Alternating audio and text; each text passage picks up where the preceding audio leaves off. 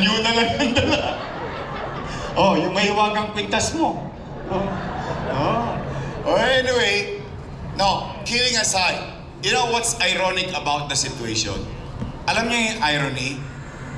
Yung natatanggap yung lahat na yun, lahat ng ginawa ko na yan, ginawa ko yan, kasama sila. So ano punto ko? I have to give credit where it's due. Hindi ko naman yan nagawa mag-isa. Kasama ko silang ginawa yan. Na kung bakit, binibigyan ko ng konting diin yung mga matatanda. Alam niyo kung bakit kayo spoiled na spoiled sa akin? Alam niyo kung bakit? Kasi konti na lang birthday niyo.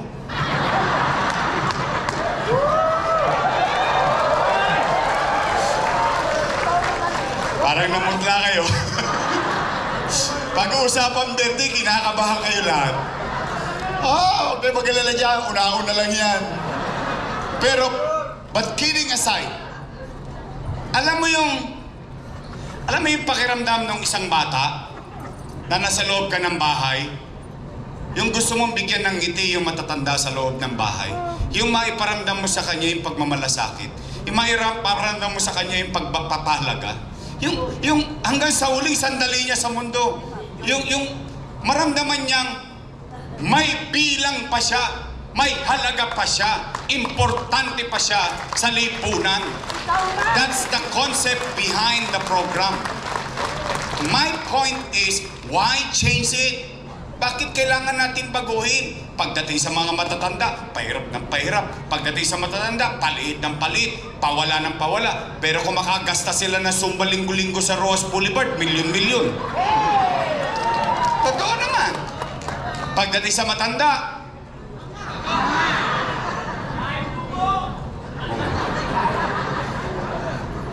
hindi mo pwedeng pasinungalingan ng utaw eh. Sa totoo lang. Para namumutla pa rin kayo. Kumain na ba kayo? Hindi ba kayo kumakain? Taas ang kamay na nagugutom na. Gutom na kayo? Huwag kayo mag-alala, lilipas din yan. Yun lang. Anay, tay. Umuwi kayo. Umuwi kayo ng busog ng pag-asa. Sa pag-asa man lang, ngayong hapon na ito, mabusog kayo. Sabihin ninyo sa inyong mga mahal sa buhay, mga anak at kamag-anak at buong pamilya, may awa ang Diyos. Sa tulong ninyo nakabalik tayo, ipabalik ko ang lahat ng nawala sa senior citizen. Pangalawa, totoo ba na kapag magpapacheck up ka sa health center, kailangan naka-online schedule ka pa? Wow! Sosyal. Ano kayo? St. Luke's? UST?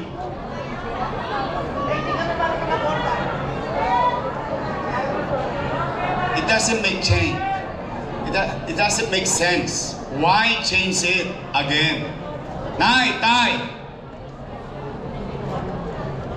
I have to give credit again where it's due.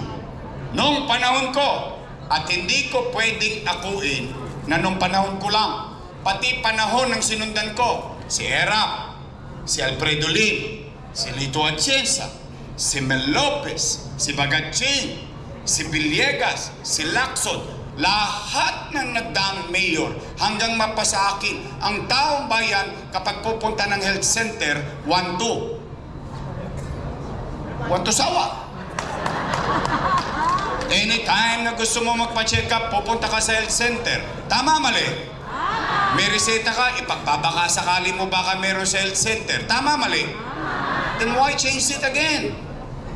Nay, tay, real talk.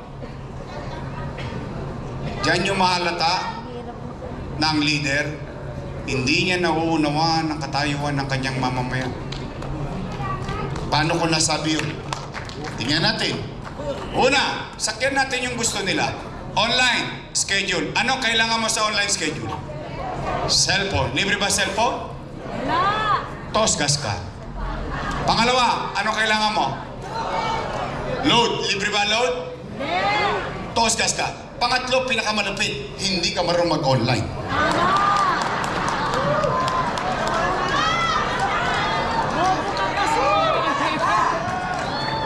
Nay, anong pangalan nyo?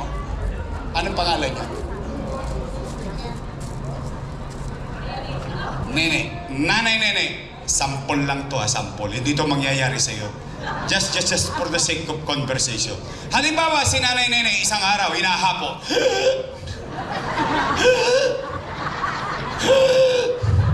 Apo, dalhin mo nga ako sa health center, magpapacheck up ako. Ano sagot ng apo niya? Tumigil ka, Lola, wala kang online, ha? Ano nangyari?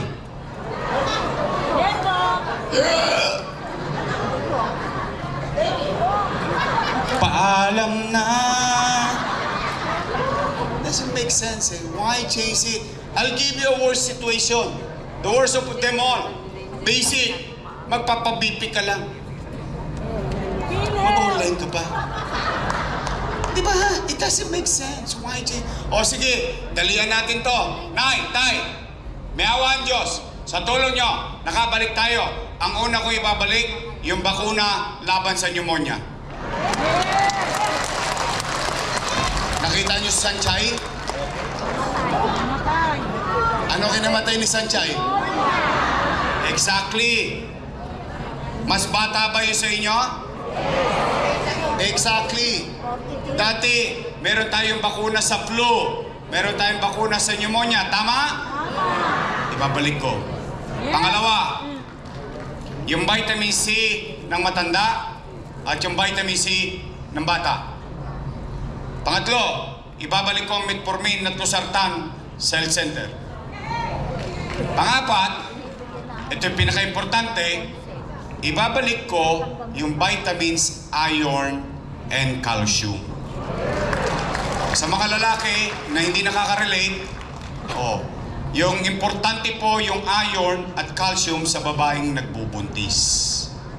Yan po ang kailangan ng isang inang nagdadalantaw. At mukhang wala na rin yung bakuna sa bata. Naalala nyo nung bata tayo, binabakunahan tayo sa health center? Sino may bakas ng nakaraan? Di ba naalala mo dito, meron pa tayong bilog dito nung araw? Naalala nyo yun? Exactly.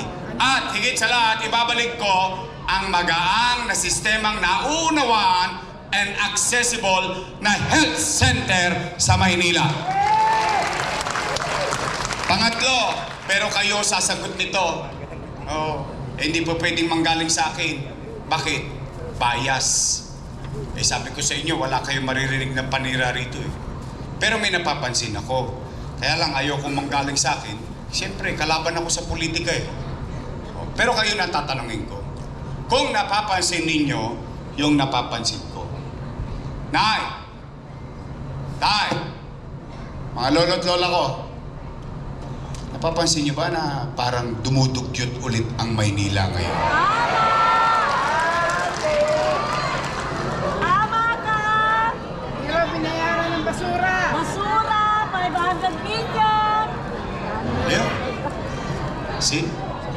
So pare-pareho tayo napapansin. Nangadugyot ulit ang Maynila ngayon. Nay, tay, I will remind you of recent history. Not too long ago. You know it better than me kasi bata pa ako noon.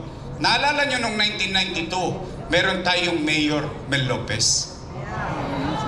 Ano naging major problem nung 1992? Basura! Basura. Tumakbo si Mayor Lim. Sa galit natin sa basura, binoto natin si Mayor Lim noong 1992. Tama, mali? Anong ginawa ni Mayor Lim? Kinumpronta kagad ang basura. Naitatag ang Lionel. Naalala nyo? Kasi bata pa ako nito eh. High school pa ako nito eh. Kayo nasa hustong gulang ng mga panahon na yun. Ano nangyari?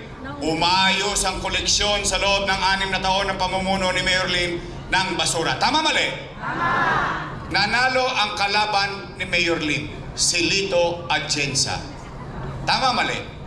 Magkaaway sa politika yun eh. Magkakompetensya. Tama, mali? Anong ginawa ni Lito Atienza? Ano kinuha? Lionel. Isinantabi niya yung politika, tinuloy niya what is effective. 9 years ni Lito Atienza. Nakaraos tayo, maayos ang koleksyon, ang truck nakapapasok sa Oblo, sa Eskinita, sa Callejon, sa Boulevard, sa Avenue, and so on and so forth. Natapos si Lito Atienza 9 years, nakabalik si Lim. Galit na naman kay Lito Atienza. Anong ginawa? Sino kinuha ni Mayor Lim? Lionel pa rin. Exactly. Setting aside politics, tinuloy ang Lionel. Maayos na naman ang Maynila. Tuloy-tuloy lang. Panatag ang tao, sanay ang tao, alam ng tao kung anong oras ilalabas ang basura. Natapos si Mayor Lim. Nanalo si Mayor Erap. 1 year lang na natili sa Maynila ang Lionel. Pinalitan ni Mayor Erap. Tama, mali? Ano nangyari sa Maynila? Exactly. Nay, tay, salamat sa inyo. Binoto niyo akong mayor. Anong binalik ko? Umayos ba ulit ang koleksyon? Natapos ako, sinunod ni ate. Pinutol niya noong December 31, 2024. Anong epekto?